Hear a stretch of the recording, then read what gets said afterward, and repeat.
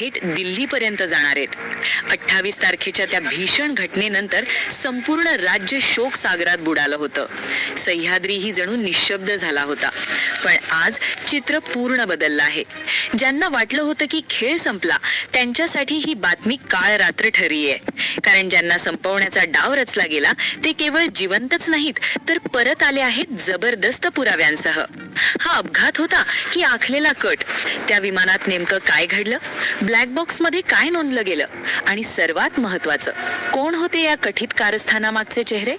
CIDच्या तपासाला सत्तेच्या गाभाऱ्यात खळबळ उडवली आहे. मंत्रालयातील कॉरिडॉरमध्ये कुजबूज सुरू आहे.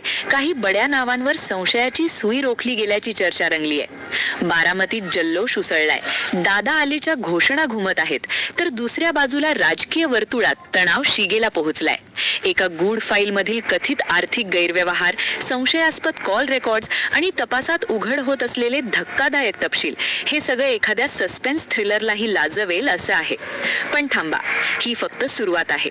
लवकरच होणाऱ्या पत्रकार परिषदेत कोणती नावं समोर येणार, कोणावर कारवाई होणार आणि पुढील राजकीय समीकरणं कशी बदलणार, महाराष्ट्राची नजर आता एका क्षणावर खेळली आहे.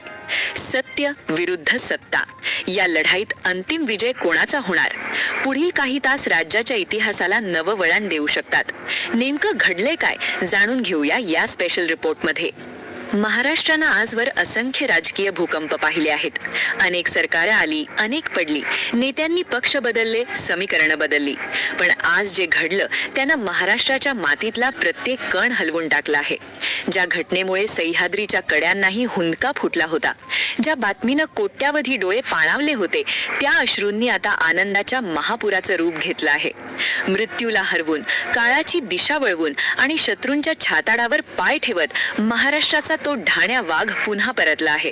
होय, हे स्वप्न नाही, भ्राम नाही, हे तिखट सत्य आहे. ज्यांनी समजलं होतं की दादा संपले, त्यांच्यासाठी आजचा दिवस काळ रात्र ठरलाय. कारण दादा केवळ परत आले नाहीत, तर त्यांच्या हातात आहे गद्दारांच्या पापांचा हिशेब.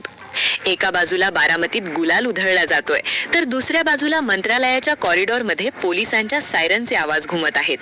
CIDनं आपला सिक्स्थ सेन्स वापरत असा तपास लावला आहे की आता थेट 4 बड्या मंत्र्यांच्या हातात बेड्या पडल्याची चर्चा रंगली आहे. त्या विमानात नेमकं काय घडलं?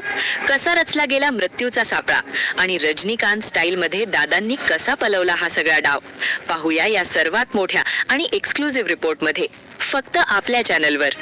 महाराष्ट्राच्या राजकारणातील ही आतापर्यंतची सर्वात धक्कादायक आणि मोठी घडामोड आहे. गेल्या काही दिवसांपासून संपूर्ण राज्य एका प्रश्नाच्या उत्तरासाठी थांबून होतं. त्या 28 तारखेच्या काळजाचा ठोका चुकवणाऱ्या घटनेत नेमकं काय झालं? त्या दिवसानंतर सर्वत्र जणू स्मशान शांतता होती.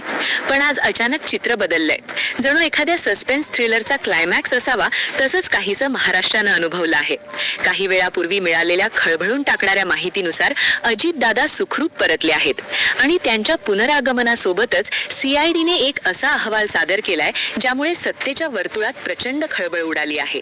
मित्रांनो, ही साधी घटना नाही. ज्या विमानाचा अपघात झाल्याचं सांगितलं गेलं, त्याच्या पहिल्या दिवसापासूनच अनेक शंका उपस्थित होत होत्या. तुम्हाला आठवत असेल, आम्ही